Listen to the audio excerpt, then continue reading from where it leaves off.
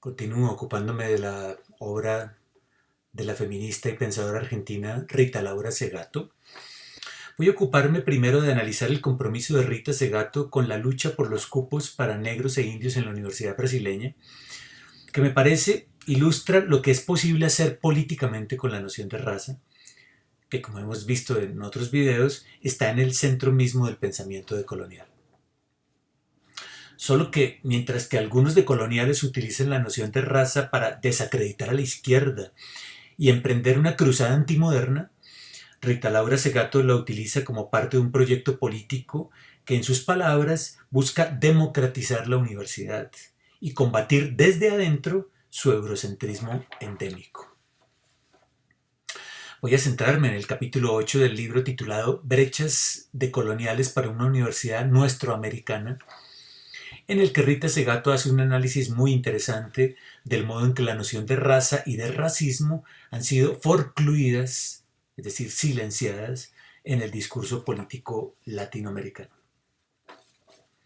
Ya lo dijimos antes, esto se debe en parte a que la exclusión racista ha sido maquillada en nuestro medio por el discurso del mestizaje desde arriba, que en países como Brasil se ha instalado en el seno de la intelectualidad blanca de izquierdas.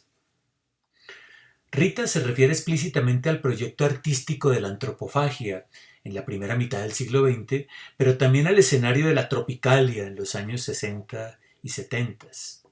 Brasil, dice Rita, se complace en presentarse al mundo como un crisol de razas, pero esto es solo un encubrimiento de lo que realmente ocurre. Cito: la gelea geral del verso de Caetano, el carnaval, la antropofagia del modernismo brasileño y una serie de prácticas y formas de sociabilidad con intensa convivencia entre razas son características de esta sociedad en el ámbito de la cultura. Sin embargo, cuando observamos la distribución de recursos económicos, de acceso a la salud y a la educación, a la vivienda y al trabajo, cuando observamos la convivencia, cuando observamos esto, dice ella, la convivencia se deshace y la sociedad se divide.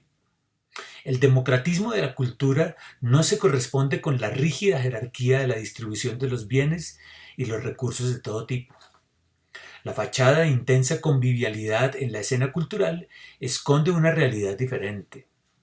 La reserva que las élites blanqueadas de Brasil y de los otros países de América Latina han garantizado para sus hijos en el espacio de las universidades es garantía de la influencia de que ellos gozarán en la distribución de los recursos de la nación, porque la universidad es el corredor por el que hay que pasar para llegar a los despachos donde se decide el destino de esos bienes.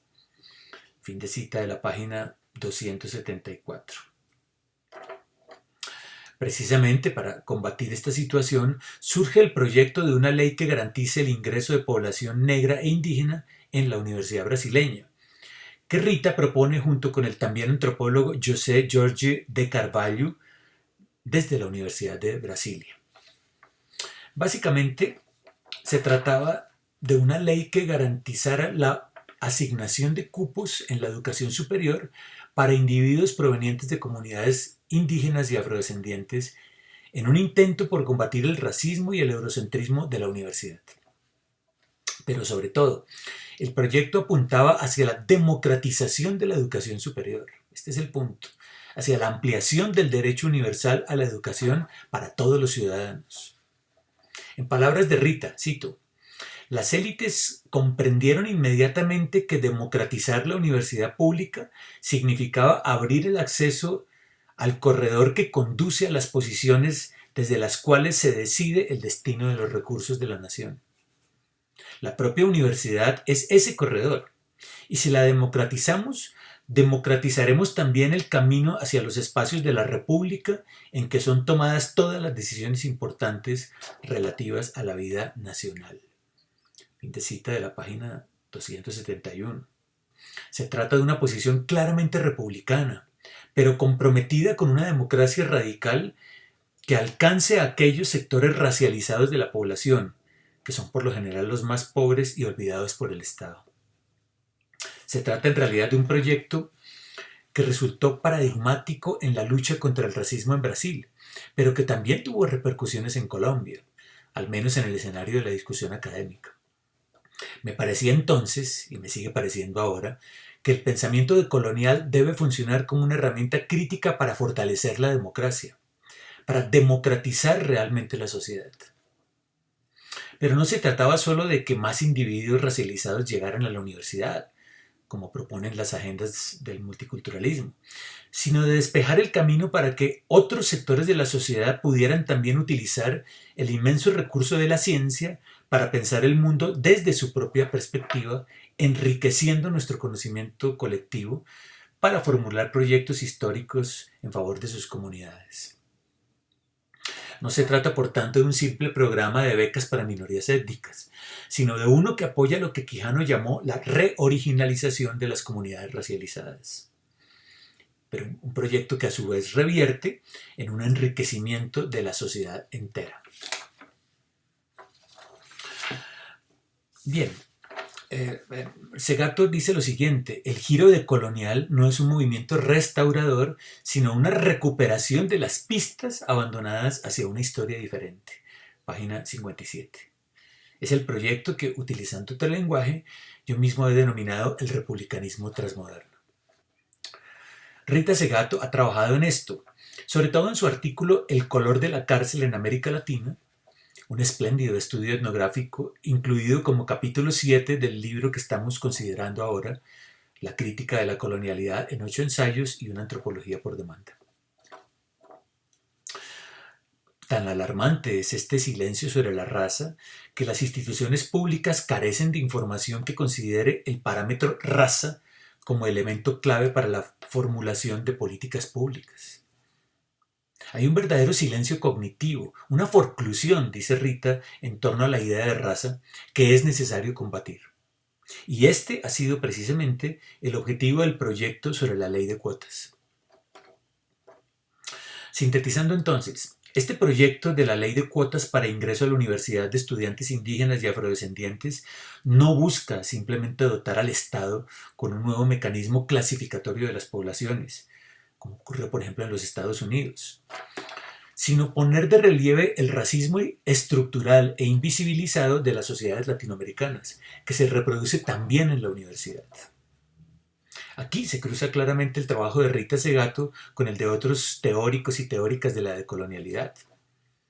Miñolo ya hablaba de las 5 lenguas imperiales que hegemonizan la producción de conocimientos en las universidades occidentales, y lo mismo ha hecho Grossfogel al señalar el racismo epistémico instalado en los currículos universitarios. También Rita se propone combatir la colonialidad del saber, el eurocentrismo que marca en buena parte los conocimientos que circulan en la universidad latinoamericana.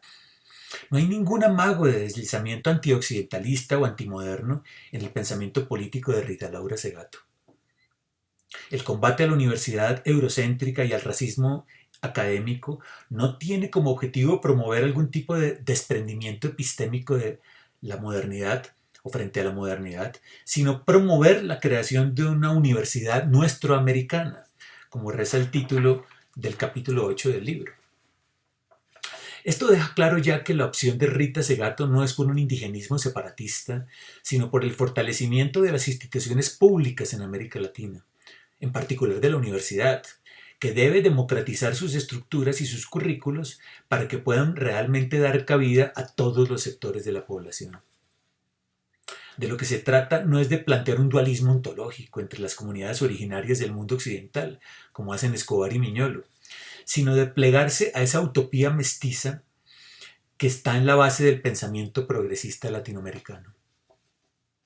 Formulada esta utopía mestiza desde los textos tempranos de Quijano, dice Rita Segatto lo siguiente, cito: dispersa en sus textos se encuentra la idea de una confluencia entre la vertiente de la modernidad europea con la experiencia y el proyecto histórico de los pueblos indígenas de nuestro continente. Solo la razón histórica constituida por la conjunción de proyectos indígenas y modernos libertarios en el nudo arguediano de nuestra realidad será capaz de trascender este destino consumando el giro decolonial. Fin de cita de la página 55.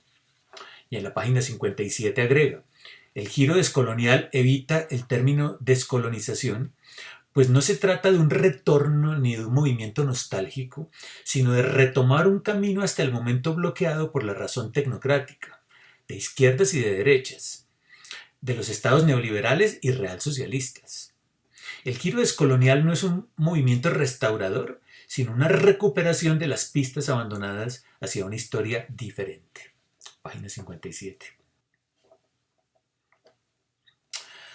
Bien, voy a dedicar lo que resta de este video a analizar de forma breve el significado de aquella frase que resalté en el video anterior. Allí cuando Segato deja claro que su posición es diferente a la de Lugones.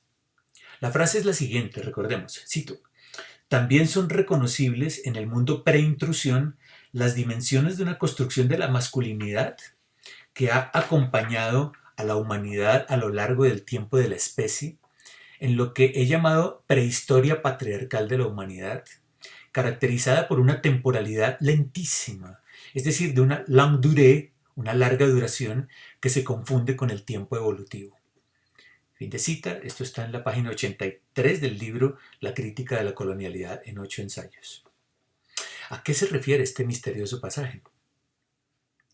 Rita Laura Segato no desarrolla este tema en el libro que estamos considerando, de modo que tendremos que movernos hacia otro de sus libros para tratar de dilucidar el asunto.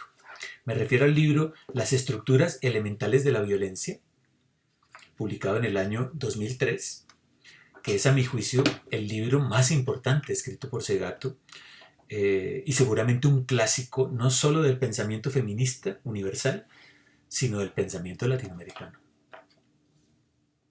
No voy a ocuparme de este libro, esto merecería ya la totalidad de un curso, sino tan solo aclarar esa frase misteriosa de la que les hablé. La tesis de Rita Segato es que la evolución social de la especie humana solo fue posible a través del establecimiento de unas jerarquías de poder centradas en el prestigio y el estatus al interior de comunidades dominadas por hombres. Cito: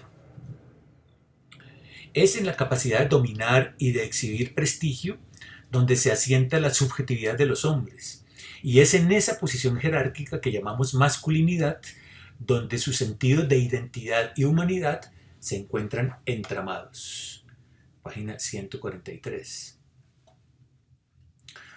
Tesis que, a propósito y sin tener la dimensión antropológica que adquiere en Segato, había sido ya sugerida también por Michel Foucault en sus estudios sobre la sexualidad en el mundo griego. Pero es claro que Segato va mucho más allá de Foucault, pues la otra cara de esta construcción social de la masculinidad, en la que el varón debía demostrar ser activo, es el mandato moralizador de subordinar a las mujeres. Esto es lo que Segato llama el mandato que pesa sobre lo masculino y que hace que la violencia sexual sobre las mujeres sea un elemento constitutivo. Pero no solo la violencia sobre las mujeres, sino toda violencia se ancla en este modelo de sociabilidad fundado en el prestigio y el estatus. Lo que Segato busca en su libro es ofrecer un modelo teórico que nos permita explicar la etiología de la violencia en el marco de lo que llamaríamos la Big History, en este caso la historia de la evolución de la especie humana. Este es un proyecto que a mí realmente me gusta mucho y que resuena con mis propias investigaciones en la línea de una antropología política transmoderna. En esa escala mayor, universal, la historia no es ya la de los grandes imperios y civilizaciones. No es una historia de solo 15.000 años, sino una de al menos 350.000 años que hunde sus raíces en formas de sociabilidad sobre las que todavía caminamos. Esto significa que esa historia, que muchos llaman todavía prehistoria, es todavía nuestra historia, después de 500 años de modernidad. Es esa persistencia de lo antiguo en lo moderno, esa sombra del pasado que se cierne aún sobre nosotros en el presente, lo que queda invisible en todas las narrativas ilustradas y eurocéntricas del progreso. Ahora bien, lo que hace Rita Segato es proponer un modelo antropológico que explique esto, y para ello recurre a la antropología estructural de Levi-Strauss. De él toma la idea de que las relaciones de parentesco, la conyugalidad, la primogenitura, los intercambios simbólicos, etc., presentes en las llamadas culturas primitivas, desde cazadores y recolectores hasta pueblos agrarios, pueden ser entendidas en términos de estructuras.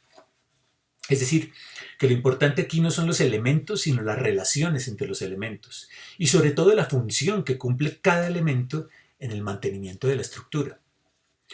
Tales estructuras no es que sean ahistóricas, pero son muy resistentes a los cambios, es decir, que tienen una larga duración, que se puede prolongar no solo por décadas, sino por milenios. Pues bien, lo que dice Rita Segato es que la violencia sobre las mujeres, el patriarcado, pero en general la violencia sobre los otros, forma parte de una estructura arcaica que no ha podido ser desarticulada por la modernidad y que en muchos casos ha sobredeterminado a la modernidad misma. Acercándose desde el estructuralismo de Levi Strauss hacia el de Lacan, Rita Segato dice que el patriarcado se inscribe en el ámbito de lo simbólico. Es una estructura inconsciente, anclada en el ámbito de los deseos y afectos, que distribuye los valores asignados a cada miembro de la comunidad atendiendo a su sexo. Dentro de este orden, la posición del patriarca funciona como norma que preside y organiza a la comunidad en el nivel de las prácticas. Es una estructura profunda que no puede ser observada ni captada en un nivel etnográfico. El patriarcado es una estructura arcaica, premoderna, que se reproduce sin que apenas nos demos cuenta, que es favorecida por el peso de la moral y la costumbre. Es por tanto una economía simbólica que sostiene las estructuras jerárquicas que dominan el mundo hoy. Lo cual significa que el patriarcado es una estructura jerárquica originaria que funcionaliza todas las demás estructuras de dominación. Cito: no basta decir que la estructura jerárquica originaria se reinstala y organiza en cada uno de los escenarios de la vida social, el de género, el racial, el regional, el colonial, el de clase. Es necesario también percibir que todos estos campos se encuentran enhebrados por un hilo único que los atraviesa y los vincula en una única escala articulada como un sistema íntegro de poderes, donde género, raza, etnia, región, nación, clase, etc., se interpenetran en una composición social de extrema complejidad. De arriba a abajo, la lengua franca que mantiene el edificio en pie es el sutil dialecto de la violencia moral. Este andamiaje de múltiples entradas obedece todo él a un simbólico de corte patriarcal que organiza relaciones tensas e inevitablemente crueles. En la casi totalidad de estas interacciones, la crueldad es de orden sutil, moral. Fin de cita, página 120. Bien, como ya lo han visto ustedes en otros videos, me distancio yo de los modelos estructuralistas que intentan explicar la vida social en base a categorías como sistemas o heterogeneidad estructural, porque me parece que tales modelos favorecen una visión unilateral del poder, es decir, que entienden básicamente el poder como dominación. La jerarquía sería entonces la forma originaria y fundamental del poder. Prefiero un modelo heterárquico en el que el poder sea visibilizado no solo como dominación, sino también como gobierno, en la línea marcada por Michel Foucault. Pero en todo caso me quedo con muchos análisis extremadamente valiosos presentados en este libro, Las estructuras elementales de la violencia. Una de las cosas que más me ha gustado es que, a pesar de entender el carácter estructural que tienen la violencia y la crueldad en América Latina, y en la sociabilidad humana en general, Rita Laura Segato no se resigna a este dominio.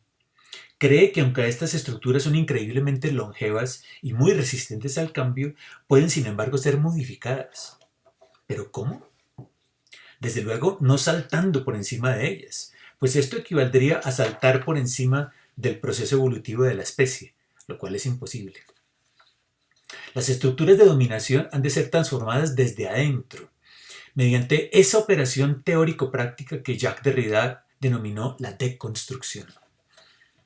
No podemos ir más allá de lo que la evolución ha hecho de nosotros, pero sí podemos aprovechar muchos recursos que esa evolución ha puesto a nuestra disposición. Y uno de esos recursos es el derecho moderno. La tesis de Rita Segato, que yo comparto plenamente, es que el derecho es una herramienta fundamental en la lucha contra el peso de la moral y la costumbre. Si éstas arrastran consigo la lógica premoderna del prestigio y el estatus, el derecho puede cumplir un papel fundamental para su lento desmantelamiento. El derecho moderno tendría entonces una fuerza crítica, en el sentido de que se opone a la costumbre y promueve una convivencia social no basada en las jerarquías. Esta es precisamente la idea que preside nuestra concepción del Estado de Derecho, esta idea del Estado de Derecho. El derecho cumple el papel de contribuir a reformar las costumbres y a generar una ética cívica de convivencia que expulsa la crueldad. Por esto mismo, el derecho es una de las armas claves de la protesta social, de las luchas de los movimientos feministas y antirracistas. Cito nuevamente: las denuncias y aspiraciones que el discurso legal publica hace posible que las personas identifiquen sus problemas y sus aspiraciones. Al reflejarse en el espejo del discurso del derecho, pueden reconocerse y, reconociéndose, acceder a la comprensión precisa de sus insatisfacciones y de sus pleitos. Desde la perspectiva de los minorizados, no de las minorías, atención, de los minorizados, el discurso del derecho, siempre entendido como una esfera de sistema de nombres en permanente expansión, tiene el poder de agitación, el carácter de propaganda, aún apuntando en la dirección de lo que todavía no existe, que aún no es posible adquirir en la vida social. Si percibimos el poder de propaganda y comprendemos que ella incide de manera lenta y por lo menos indirecta en la moral, en las costumbres y en el sustrato prejuicioso del que emanan las violencias. Es por eso que la reforma de la ley y la expansión permanente de su sistema de nombres es un proceso imprescindible y fundamental. Fin de cita de la página 125. Este carácter normativo y emancipatorio del derecho y su potencia de transmodernización ha sido señalado también en mi propuesta del republicanismo transmoderno que he presentado en otros videos. Y empata esto directamente con lo que acabamos de leer en Rita Laura Segato. Ella insiste en que aunque la ley tradicional del estatus se infiltra en la ley moderna del contrato jurídico, hay una fuerza normativa del derecho moderno que es necesario reconocer y que, agregaría yo, es una conquista evolutiva en el desarrollo histórico de la especie. Todo esto en contra de aquellos que dicen que el derecho moderno hace parte integral de lo que llaman la epistemología occidental, causante de la destrucción de los pueblos originarios. Habría que volver entonces, dicen algunos, a la moral y la costumbre propia de estos pueblos, que consideran superior a las corruptas normas morales de la modernidad. Pero Rita Segato está muy lejos de romantizar el etos de las comunidades originarias, como ya se dijo en el video anterior. ¿Por qué razón? Porque no existe ninguna diferencia ontológica entre el mundo occidental y el mundo de la aldea, como quieren Miñolo y Escobar. No existe ninguna formación social que escape a las estructuras elementales de la violencia. En una consulta realizada junto a un grupo de mujeres indígenas del Brasil, una de ellas afirmó que para los pueblos indígenas las normas son lo mismo que las leyes de la República. A lo cual Rita Segato valientemente se opuso, diciendo que la costumbre nativa no equivale a la ley moderna, puesto que ésta tiene el potencial de volverse en contra de la costumbre. De modo que no se trata de volver a las costumbres tradicionales, pues éstas arrastran inevitablemente consigo la lógica del estatus contra el que se hizo la Revolución Francesa. Se trata más bien de apropiarse del núcleo normativo contenido ya en la ley moderna para echar a andar un proyecto de reoriginalización como el ya descrito en el video anterior.